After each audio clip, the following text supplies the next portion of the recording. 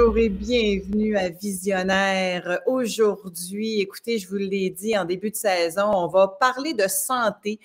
Beaucoup de santé dans les premières émissions de l'année 2023 parce que justement, on peut parler de santé et moins de maladies maintenant qu'on a un regard plus large sur ce qui s'est passé. Et au sommet de la santé intégrative que j'ai couvert de façon non officielle au début de la saison, eh bien, j'ai rencontré un paquet de professionnels de la santé qui ont une vision très intéressante d'une médecine intégrative, c'est-à-dire où est-ce qu'on intègre non seulement les connaissances de tout le monde, mais on met le patient au centre de cette pratique-là. Et aujourd'hui, j'avais envie de parler de santé au naturel avec un naturopathe qui est aussi, pas seulement naturopathe, mais je vous le présente officiellement, c'est Dino Alicas. Bonjour Dino, bienvenue à Visionnaire. Ben, bonjour France, très heureux d'être ici avec toi aujourd'hui. Hey, merci d'être là. Écoute, je vais te présenter. Tu es, oui, naturopathe, mais tu es biologiste médical de formation. Tu es aussi le président de l'Association des naturopathes agréés du Québec parce qu'il y a une association agréée. Tu vas pouvoir m'en parler un petit peu plus. Tu es le rédacteur en chef de la, de la revue Vitalité. Là, on la voit à l'envers, mais tiens, je vais la montrer tout de suite, puis on en reparlera après. La revue Vitalité qui est distribuée gratuitement dans tous les magasins d'aliments naturels et les endroits de santé, en fait. Alors, tu es très, très occupé, puis tu es venu parler au sommet de quelque chose qui m'a beaucoup interpellée. J'ai dit, moi, je veux qu'il en parle à tout le monde, notamment du système immunitaire, mais aussi de notre santé au naturel. Alors, commençons par m'expliquer c'est quoi un naturopathe, puis qu'est-ce que ça fait dans la vie? Ben, c'est une profession, je veux le dire tout de suite, qui n'est pas encadrée encore au Québec, mais qui est encadrée et qui a des ordres professionnels dans 6 provinces canadiennes, dans plus de 25 États américains, un peu partout dans le monde. Essentiellement, là, si je veux résumer, c'est, je dirais, un généraliste spécialiste des saines habitudes de vie. Donc, un naturopathe, c'est quelqu'un que vous allez rencontrer puis qui va regarder l'ensemble de vos comportements. Les 4 piliers d'une bonne santé, je le dis toujours, il y en a d'autres, là, mais mettons les 4 principaux, c'est l'alimentation, je pense qu'on est clair là-dessus, faire de l'exercice, puis différents exercices dépendamment de nos besoins, mais faire de l'exercice, bouger.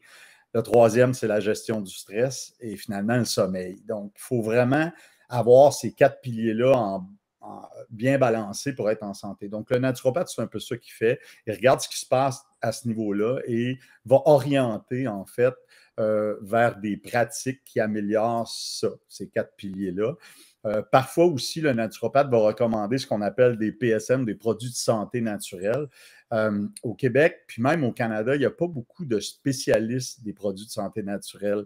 C'est supposé d'être couvert par les pharmaciens, disons ça comme ça, mais il n'y a pas beaucoup de formation dans le programme de pharmacie et encore moins dans le programme médical sur l'utilisation des vitamines, des minéraux, des plantes médicinales qui existent ou autres suppléments. Et donc, la naturopathie, c'est un peu spécialisé de ce côté-là et connaît bien les produits de santé naturelle qui ont bien sûr une recherche ou qui ont fait l'objet de recherche et qui sont maintenant mieux expliqués par rapport à leur utilisation, par leur mode d'action. On sait que ces produits-là sont utilisés depuis des milliers d'années parce que, bon, il y a encore près de 80% de la population à travers le monde qui dépendent des plantes puis des produits naturels autour d'eux. Ici, c'est moins le cas. Cela dit, on commence à avoir vraiment des explications sur la médecine traditionnelle chinoise, ayurvédique, les Grecs. Il y a plein de médecines comme ça à travers le monde qui utilisent encore ce type de produit-là. Et là, on comprend mieux parce qu'on connaît mieux les molécules, le mode d'action. Fait que les naturopathes sont un peu les spécialistes de ça, donc sont en mesure de vous recommander des produits de ce genre-là. Alors, justement, dans les produits naturels, il y a aussi tout et son contraire. C'est sûr que quand tu vas, par exemple, au Rachel Berry ou à Avril ou autres magasins d'aliments naturels, il y a des naturopathes qui conseillent les gens. Fait que ça fait aussi partie de votre formation. Et pourtant, moi, je dis souvent, ma grand-mère aux Îles-de-la-Madeleine savait soigner ses enfants à partir des plantes, des herbes, des feuillages qu'elle pouvait aller cueillir dans le champ puis dans le bois. Elle a même sauvé la vie d'un de mes oncles condamné par la médecine traditionnelle. Ça s'est perdu. Est-ce que ça s'est retrouvé dans votre cours, justement, parce que ça prenait une transition? Ben, en fait, ça ne s'est jamais perdu au niveau des gens qui s'y intéressent et qui lisent la littérature puis qui ont lu des livres, tout ça. Cela dit, effectivement, la tradition familiale ou le transfert de ces connaissances des grands-mères, hein, on dit ça souvent, les remèdes de grand-mère, c'est effectivement perdu. La médecine moderne, avec ses antibiotiques, ses médicaments, son approche beaucoup plus cartésien, basée sur la science, bon, et des études cliniques, a fait en sorte qu'on a un peu abandonné ce côté-là. Aujourd'hui, il y a des gens qui ont gardé ces traditions-là puis qui tentent de la faire revivre. Et ce qu'on constate, c'est qu'il y a un retour à ça. C'est-à-dire que beaucoup de gens, 79% de la population au Canada, pour être exact, qui ont consulté un professionnel de la santé, disons, complémentaire ou parallèle au système de santé, qui utilise parfois ce type de modalité-là. Ce qui est intéressant, c'est qu'aujourd'hui, on sait pourquoi nos grands-mères utilisaient le pissenlit ou l'artichaut ou la bardane ou peu importe, une plante comme ça. On a des données scientifiques sur ce qu'elle contient et son mode d'action, ce qu'on n'avait pas à une certaine époque. Et donc, il y a de plus en plus d'études qui se font. Il y a près de 60 études cliniques qui ont été faites sur la valériane, par exemple, sur la gestion du stress et le sommeil. Donc, il y a de plus en plus de plantes comme ça qu'on voit ressurgir, mais avec des données, avec des preuves à l'appui. Évidemment, ce n'est pas des études cliniques comme avec un médicament où on investit 200-300 millions de dollars, on s'entend, là, ce ne sont pas des produits qui sont facilement brevetables. Donc, mais quand même, il y a des compagnies qui s'y intéressent et il y a des gens qui s'y intéressent, des centres universitaires. Fait qu'on voit apparaître ce genre d'informations-là. Mais au-delà de tout ça, ça marchait il y a 100 ans, il y a 200 ans, il y a 1000 ans. Ça marche encore aujourd'hui, en fait. Hein? Exactement. Et là, moi, ce que j'avais envie de jaser avec toi, c'est que là, on est en plein hiver ou à la fin janvier, début février, en fait, là, présentement. On a besoin d'avoir, dans le fond, une espèce de vision élargie de ce qui s'en vient parce qu'on n'arrête pas de se faire dire que, et on le constate aussi, qu'il va y avoir de plus en plus de nouveaux virus, nouvelles bactéries, notamment à cause des changements climatiques. Et il y a des moyens, justement, d'avoir un terrain propice. Moi, ce que je comprends de la naturopathie, c'est que vous travaillez sur le terrain. Hein, c'est travailler en amont plutôt que travailler à mettre un plaster sur le bobo. J'aimerais que tu nous expliques comment avoir un terrain plus propice justement pour se défendre mieux contre les virus et les bactéries qui vont probablement se multiplier dans les prochaines années. Clairement. Puis le mot terrain, c'est un mot que peu de gens utilisent. On voit que tu as une certaine expérience de ce côté-là, mais effectivement, le terrain vient de l'idée d'avoir un sol qui est fertile à bien fonctionner, à se diviser, à se défendre, à protéger notre organisme. Puis effectivement, en naturopathie, cette notion-là existe dans la formation, c'est-à-dire que pour que quelqu'un soit en mesure de se défendre contre les agressions, parce qu'il va toujours en avoir, hein, on n'est pas dans une cloche dans le bois, là, une cloche de verre, on est en société. Il y a de la pollution atmosphérique, on rencontre des gens qui nous transfèrent des microbes qu'ils ont eus, qu'ils ont attrapés, puis on est constamment en train d'essayer de trouver notre équilibre. Et à partir du moment où il y a des maladies chroniques, de l'inflammation, des problèmes de santé déjà présents chez un individu, ben c'est encore plus facile pour une infection de s'implanter et de causer du tort. On l'a vu dans le cas de la pandémie de la COVID-19, 97% des gens qui sont décédés de cette infection-là avaient au moins une comorbidité. Ce qu'on appelle une comorbidité, c'est une autre maladie chronique, que ce soit du diabète, de l'obésité, une maladie cardiovasculaire, etc. Puis l'autre 3%, ben, c'est peut-être qu'elle n'était pas diagnostiquée, mais elle était peut-être existante. Qui était quand même fragile d'une certaine façon. Exactement. Donc, l'idée, dans le fond, c'est d'être le plus en santé possible. Puis être en santé, ça ne veut pas dire l'absence de maladie, ça veut dire optimiser les fonctionnements naturels de notre organisme. Et il y a plusieurs façons de faire ça, mais les 4 piliers de la santé que je mentionnais tantôt font partie de ça. Donc, autrement dit, si vous n'avez pas un sommeil réparateur, 7 à 9 heures à peu près par jour, mais ça, c'est très individuel, mais de façon générale, on calcule ça, votre système immunitaire plonge. Et ça, c'est bien documenté. La capacité à certaines cellules de votre système immunitaire à se défendre va diminuer grandement. Ça, c'est premier pilier. Si on est hyper stressé, qu'on sécrète du cortisol en quantité puis qu'on a un stress, pas un stress à l'occasion, tu sais, un bon stress, je rencontre un ours, faut que je me sauve, il faut que je me batte, il faut que je monte d'un arbre. C'est salutaire, c'est important, ça va nous sauver la vie. Mais un petit stress chronique toujours présent, conjoint, conjointe, job, boss, peu importe, qui vient nous chercher avec le temps, ben ça aussi, ça affaiblit notre immunité. Donc, c'est important d'utiliser des techniques. On parle de yoga, on parle de méditation pleine conscience, il y a plein de choses comme ça. De respiration. Hein. Quand on est stressé, on respire juste ici. Là. Oui, exactement. Et la mauvaise oxygénation fait en sorte que votre système immunitaire ne fonctionne pas. Tu sais, c'est toute logique, cette affaire-là. C'est pas... c'est pas flyé et farfelu. C'est pas de la pensée magique. Absolument, ça s'explique physiologiquement. Nos cellules ne sont pas optimales si elles n'ont pas ce qu'il faut pour fonctionner. L'autre point, évidemment, c'est l'alimentation. On sait que souvent les gens me disent « Ah, ben moi, je ne crois pas assez aux produits naturels. » Puis bon, qu'est-ce que l'alimentation a rapport avec la dépression ou avec l'infection à la COVID-19 ou avec je ne sais pas quoi? Ben, et pourtant, c'est notre premier médicament. Ben, clairement. Qu'est-ce qu'on met? En fait, moi, je mets tout le temps l'exemple, un moteur à essence, si tu y mets du diesel, il ne marchera pas très bien. Ça ira pas bien. Si tu mets de l'essence avec du plomb, ça va briser ton moteur, c'est la même chose. Tout à fait. Notre corps a besoin d'une alimentation saine. Une alimentation saine, souvent les gens ne savent pas trop ce que ça veut dire, mais grosso modo, là, moi je dis aux gens, c'est pas compliqué, il faut vous manger un aliment. Un aliment, là, c'est un truc qui n'est pas nécessairement emballé dans une boîte ou dans une espèce de sac avec plus de 3 ingrédients. Donc, c'est quelque chose qui pousse dans le sol, qui court sur la terre, qui vole dans les airs, qui nage dans l'eau, puis qu'on prend, qu'on ne transforme pas trop puis qu'on mange. Puis ça, c'est facile. Quand vous allez dans une épicerie, vous faites comme une petite souris, vous longez les murs. Les murs, c'est là où sont les frigos. Et là où il y a les frigos, généralement, vous retrouvez des aliments.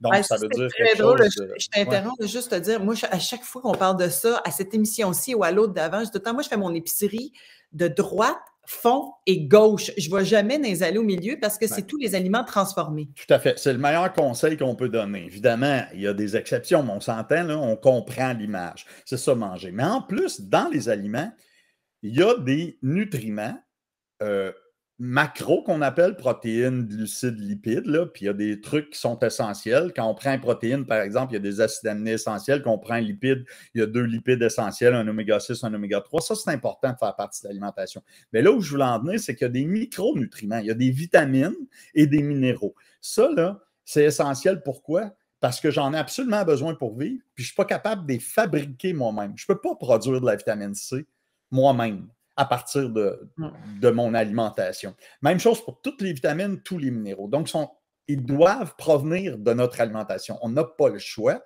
ou d'une supplémentation lorsque l'alimentation, mettons, ne suffit pas. Mais d'abord et avant tout, il faut manger des aliments qui sont riches en ça. Pour revenir à nos infections, les principaux nutriments pour garder un système immunitaire très, très prêt à recevoir cette infection-là et à la combattre, la vitamine C. On oublie comment c'est important, puis on nous dit au Canada, il faut manger 60 mg de vitamine C par jour. Bien, ça, c'est la quantité que ça prend pour ne pas développer le scorbut. On n'est pas obligé de juste en prendre assez pour ne pas développer le scorbut. Ça serait pire si on maximisait le bénéfice. Évidemment, la vitamine C, c'est une vitamine hydrosoluble. Ça veut dire que vous allez l'éliminer dans vos urines si vous en prenez trop. Mais ultimement, je veux dire, c'est quoi la quantité optimale pour un système immunitaire en santé? Si vous fouillez un petit peu sur Google, vous allez voir que la vitamine C a plein de fonctions au niveau de votre système immunitaire, beaucoup plus intéressantes qu'on pense. Il y a des études là-dessus. Nos globules blancs immunitaires emmagasinent la vitamine C. Il faut en prendre suffisamment pour ça. Il améliore la chimiotaxie, notre capacité de nos cellules à s'attacher à des virus ou à des bactéries. Il y a plein d'avantages. Donc, on dit tout le temps, prenez 1 gramme, 1000 mg de vitamine C pendant un rhume et la grippe. Là, il y a du monde qui dit « Ah, c'est pas prouvé ». Je vous le dis, là, ça fait des centaines d'années qu'on fait ça, puis ça marche. Okay? Fait que dans ces périodes-là, il faut optimiser ça pour donner la capacité à notre corps de se défendre. Parce que le système immunitaire, là, si je vous mets en contact, puis c'est ce que je disais dans ma présentation, si je vous mets en contact avec quelqu'un qui a une infection, puis qui vous éternue d'en face, puis qui a assez de virus qui rentrent, vous allez l'attraper. Que vous soyez en santé ou pas, vous allez l'attraper. Vous ne pouvez pas empêcher de l'attraper à moins bon, comme on avait des mesures, des masques, des trucs comme ça, vous restez chez vous, vous vous enfermez. Mais mettons que vous vivez en société comme des gens normaux, parce qu'il faut que ça revienne à un moment donné, là, vous allez l'attraper. Mais qu'est-ce que votre système immunitaire va faire avec cette infection-là? C'est ça qui est important. Et cette action de l'immunité-là est dépendante de vos 4 piliers, de votre santé métabolique, des comorbidités, d'un paquet d'affaires. Le système immunitaire, lui, il est régulé très, très serré. S'il est trop fort, il tire sur des affaires qu'il n'y a pas d'affaires à tirer, puis il va créer, mettons, une espèce de crise inflammatoire qui peut vous amener même à être pire que le virus. Puis développer des maladies auto-immunes, c'est là qu'on développe. Oui, entre autres, mais tu sais, on a eu aussi des crises cytokiniques, là, des tempêtes de cytokines là, dans le cas de la COVID-19. C'est un système immunitaire qui a hyper réagi et qui a détruit notre corps, en fait, nos poumons, ou en fait, qui crée des problèmes tellement inflammatoires que là, on en meurt tellement qu'il a trop réagi. Effectivement, il y a les maladies auto-immunes aussi. Et s'il n'est pas assez fort, là, il va se développer des choses dans notre corps à outrance ou trop importants qui devront être soignés de façon plus agressive par notre système de santé. Donc, c'est là qu'on parle de terrain. C'est là la notion de terrain qui embarque parce que c'est un équilibre fragile et pourtant, on sait comment l'équilibrer. Parle-moi donc de comment tu expliques, parce que j'ai beaucoup aimé ton explication du système immunitaire et des petits soldats. Raconte-nous comment ça marche un système immunitaire. Parfait. En fait, lorsqu'il y a une invasion, que ce soit un virus ou n'importe quoi, on a des cellules qui sont là pour attraper cette... au départ, on a des cellules qui se défendent. Ils appellent ça le système immunitaire inné. Là, je veux dire, ils vont les tuer. Puis là, s'il y en a trop, là, il faut développer un système immunitaire un petit peu plus spécifique, un système immunitaire acquis. Lui, comment il fonctionne? C'est qu'il y a des cellules qui vont ramasser cette espèce de virus-là, mettons. On les appelle les présentatrices d'antigènes. Mais grosso modo, ils digèrent le virus, puis à leur surface, ils vont mettre de la protéine. Tu sais, on a parlé beaucoup de la protéine spike du virus de la COVID. Il y a du monde qui comprenne ça. Puis là, il y a des cellules, leur rôle, c'est d'aller voir cette protéine-là, puis de prendre des photos de la patente, puis d'aller reconstituer une espèce de portrait robot de cet antigène-là, de ce virus-là. Fait que là, on fait un portrait. Là, il y a des artistes spécialisés dans notre système immunitaire qui font un portrait vraiment très, très près de la réalité. Et on donne à, mettons, un chef de l'armée le premier portrait, puis on dit, écoute, pratique tes gars là-dessus, ça, c'est nos lymphocytes. Eux autres, ils vont regarder le portrait, puis ils vont se pratiquer à le reconnaître puis à tirer dessus, parce que c'est important de bien reconnaître la bonne affaire qu'il n'y a pas d'affaires dans notre corps. On s'entend là-dessus. Ouais, comme tu disais, on ne veut pas tirer sur n'importe quoi. C'est ça, c'est super important. Et donc, puis l'autre groupe, celui qui a fait le portrait, il donne ça à la gang de photocopieurs, puis eux autres, c'est les lymphocytes B, ils vont faire des copies du fameux portrait. Et ces copies-là, qu'on va appeler, mettons, les anticorps, vont être collées sur les cellules infectées ou directement sur l'antigène ou sur le virus ou la bactérie. Et là, nos soldats, pendant une semaine, se sont pratiqués pendant qu'on a fait nos photocopies.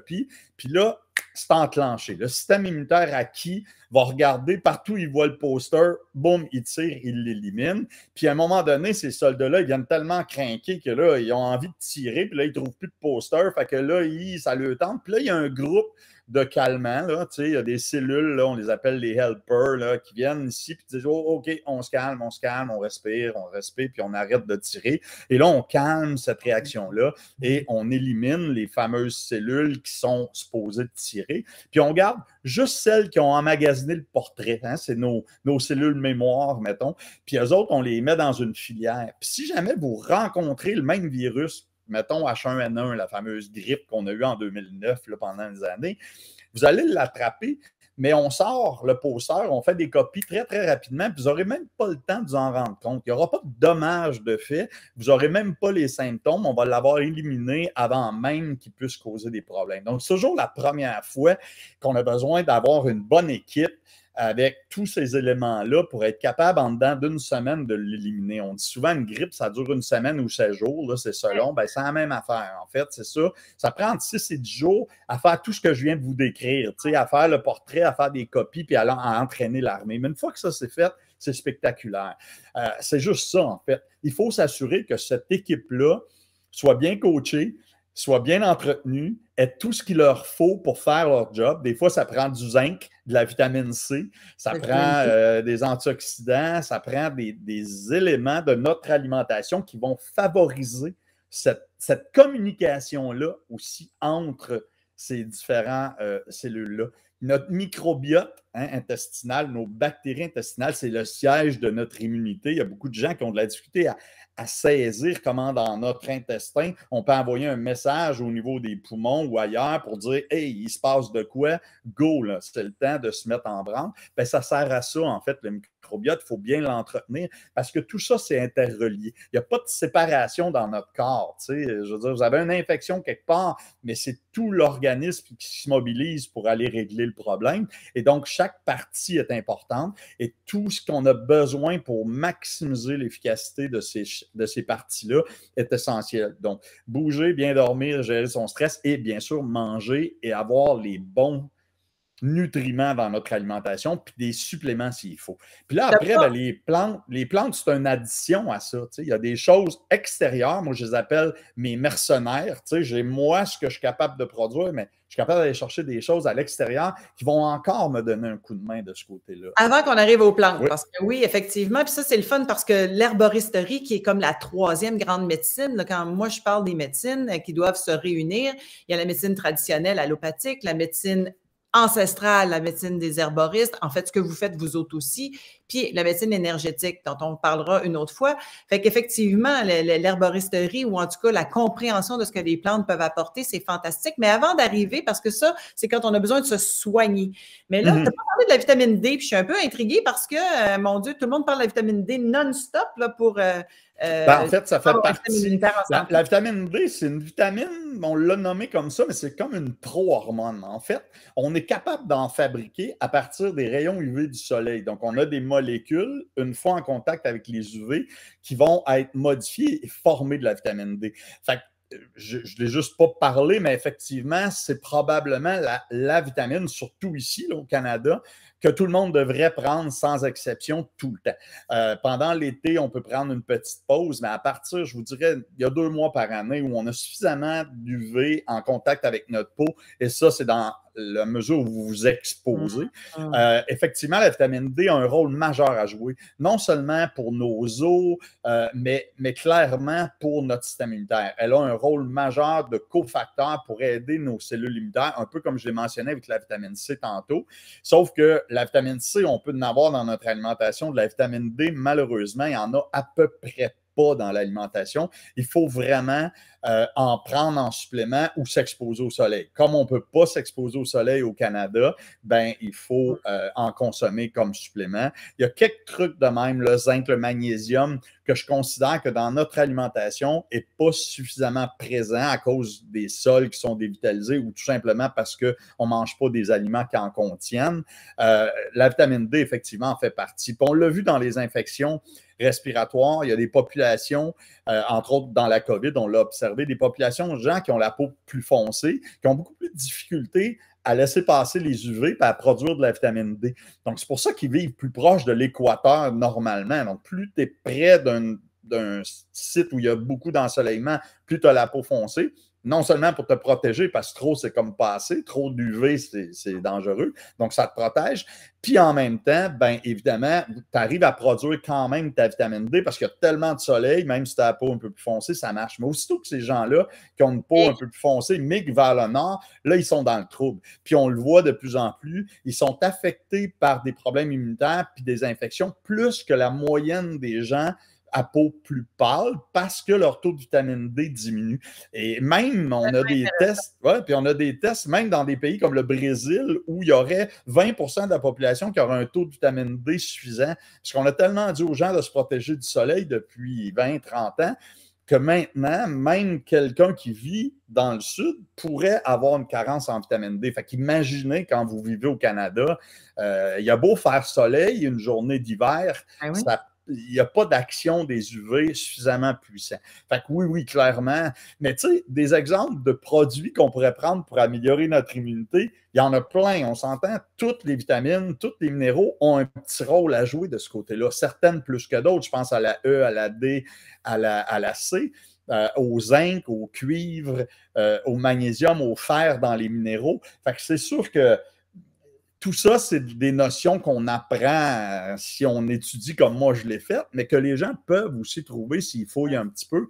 Puis optimiser notre santé, c'est pas juste essayer de rester en santé. C'est de dire, ben moi, ce que je veux, en fait, c'est de m'assurer que je vais vivre le plus longtemps possible en meilleure santé, puis que s'il m'arrive une tuile, je vais être prête à la recevoir. Donc, tu as absolument raison. Je pense que pour les infections, pour préparer son hiver, il faut maximiser ces points-là pour assurer un bon terrain. Puis si jamais il y a une infection, là, on regarde ce qu'on peut faire pour essayer de raccourcir sa durée et moins impacter son dommage. En fait. Alors, allons-y, parlons de tes mercenaires en terminant, parce qu'effectivement, entre autres, c'est drôle parce que moi, dans ma petite pharmacie naturelle, j'ai du sirop de sureau.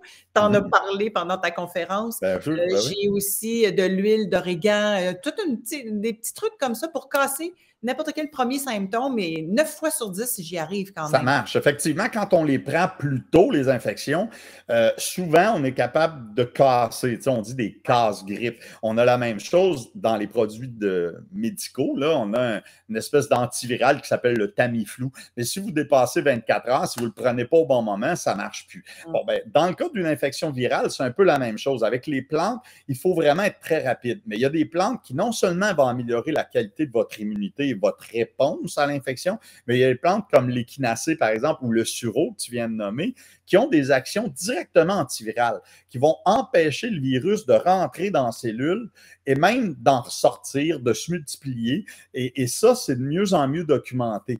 Mais il faut agir rapidement parce qu'une fois que la charge virale est très élevée, là, tu sais, quand on fait 2, 3, 4 jours, là, on est en plein dedans, la seule chose qui va arrêter la progression, c'est votre immunité. Fait qu'on peut quand même le supporter. Mais comme antiviraux, il y a des choses vraiment très intéressantes. Le sureau en est une des probablement les plus étudiées. Donc, on parle de la baie de sureau. Oui, ici au Québec, c'est fantastique parce que c'est local. Oui, nous, on a le Sambucus canadensis qui s'appelle, donc c'est un sureau du Québec qui a à peu près les mêmes molécules qu'on retrouve dans celui qui a été très étudié, que le Sambucus nigra, le sureau noir qui pousse plutôt en Europe, en Suisse, en Allemagne, tout ça. Mais ce qu'on constate, c'est que probablement qu'on aurait les mêmes résultats. La plupart des études sont faites avec le nigra, mais oui, ça pousse ici. Puis ce qu'on veut, c'est la baie de sureau. On fait un jus, on peut le concentrer, on peut faire un extrait alcoolique. Il y a toutes sortes de méthodes. Si on prend un livre, on arrive à le faire. Puis il y a plein de produits en vente. Puis si vous allez en pharmacie là, ou en magasin d'aliments naturels, vous allez voir dans la section rhume et grippe, là, vous allez voir du sureau à toutes les formes. Ça ne veut pas dire que tous les produits sont assez puissants, assez forts, tout ça, mais il y a quand même d'excellents produits sur le marché. Tu as parlé d'origan. Pour moi, les huiles essentielles, à partir du moment où on parle d'une infection, c'est probablement la modalité ou en tout cas le type de produit le plus efficace. On sait que les molécules aromatiques qu'on trouve dans les huiles essentielles, que ce soit la lavande, la menthe, l'origan, le thym, tout ça, il y a une composition de molécules, quand on le sent, là, cette odeur-là, contiennent des terpènes, des monoterpénols, des phénols, tout ça, des noms un peu particuliers, mais ces molécules-là, on le sait, on les teste dans on appelle ça des aromatogrammes. On fait pousser des bactéries, puis on les met, puis les bactéries meurent. On a même des activités antivirales de certaines de ces molécules-là. Il y a encore du travail à faire, mais les huiles essentielles, c'est fantastique en massage, en utilisation. Sauf que il y a quand même des risques quand on utilise des plantes. Il peut y avoir des interactions, il peut y avoir des risques, par exemple, avec les huiles essentielles, surtout si on les prend par voie orale. Donc, c'est toujours mieux d'avoir quelqu'un qui connaît ça, qui vous accompagne, qui va vous aider à utiliser ça à bon escient, sans danger. Mais oui, il y en a plein de produits qui peuvent aider là, dans les infections, il n'y a aucun doute là-dessus. Hey, c'est tellement intéressant. On pourrait continuer pendant 1 heure. Je vais te réinviter à un moment donné, c'est sûr, pour parler d'autres choses parce que tu as 1 million de sujets qui pourraient nous intéresser. Là, on a parlé de maladies infectieuses parce que c'est le temps de la grippe, des rhumes, de toutes les maladies respiratoires, mais éventuellement, on reviendra sur les autres, donc, entre autres, le diabète, entre autres, toutes les maladies qu'on pourrait prévenir tellement mieux que de les guérir. Alors, on va te réinviter, Dino, mais en terminant, on va quand même parler de ta revue Vitalité. Ça, c'est le magazine de février, avec le cœur pour la Saint-Valentin. Exact. Et il y a un super article en plus, je m'excuse de te couper, mais dans celui de février, allez dans les boutiques d'aliments naturels, c'est gratuit. Et il y a un article du docteur Anne-Isabelle Dionne qui parle de la santé intégrative, qui explique un petit peu qu'est-ce qui se passe. Puis moi, dans ma chronique, si on veut, j'ai une petite chronique au début, je parle justement des affirmations qu'on dit, mais qu'on ne réfléchit pas tout le temps. entre autres, mets ta tuque, tu vas être malade. C'est le titre, en fait, de ma petite chronique. Fait que ça rejoint bien la discussion d'aujourd'hui. Absolument. Ça, c'est des croyances. Mets ta tuque, tu vas être malade. Non, mais si tu mets pas ta tuque, tu vas avoir fret aux oreilles, par exemple. Ça se peut. C'est bien possible. Surtout aujourd'hui, parce que Ouais. là, on enregistre cette émission-ci à moins 25, facteur vent, moins 40. Vive le Québec! Tout à Nino, fait. c'est passionnant. Je vais même aller chercher l'extrait où est-ce que tu nous expliques le système immunitaire pour que tout le monde entende ça. Si vous êtes à l'écoute, merci de partager allègrement et on le réinvitera pour parler de d'autres aspects de notre santé parce que la journée où est-ce qu'on va comprendre qu'on est beaucoup mieux de travailler en amont qu'en aval, c'est-à-dire en prévention qu'en cure, on va changer le monde. Clairement. Merci Dino, à très bientôt. Ça me fait plaisir. Bye bye. Merci de m'avoir reçu, France. Bye tout le monde, on se retrouve bientôt pour un autre visionnaire.